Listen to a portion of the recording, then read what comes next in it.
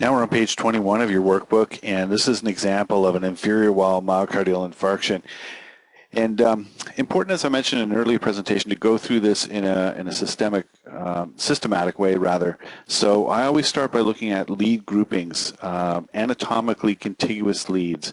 So you'll recall that leads 2, 3, and AVF are anatomically contiguous, and they reflect what's happening in the inferior wall of the left ventricle. And the left ventricle is fed by the RCA in most humans. And right off the bat in lead 2, we have the baseline here. J point is elevated about 2, maybe 3 millimeters. Lead 3, we have baseline here. J point's elevated. And AVF, we have, again, the baseline. And the baseline is the TP line. So from the previous T to the following P, that's your reference. And that's your baseline, and then the J point is right here. So we have,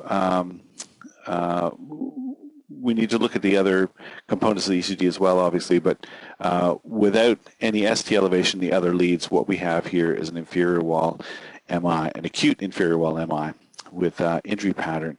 And so let's look at the other leads anyway.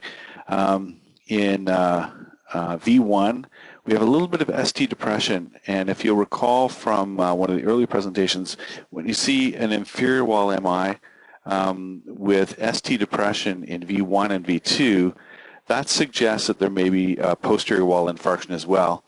And again, if you want to be sure, and if it's, you know, if you've got time and it's practical, you can put on leads V7, V8, V9 around the back on the left side at the posterior axillary line, the mid scapular line, and the vertebral border in line with V6, and see if there's evidence of ST elevation in those posterior leads. So it looks like posterior wall involvement here.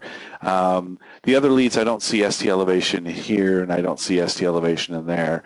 I don't see elevation there either. So what we have here is an inferior wall MI with some possible posterior wall involvement.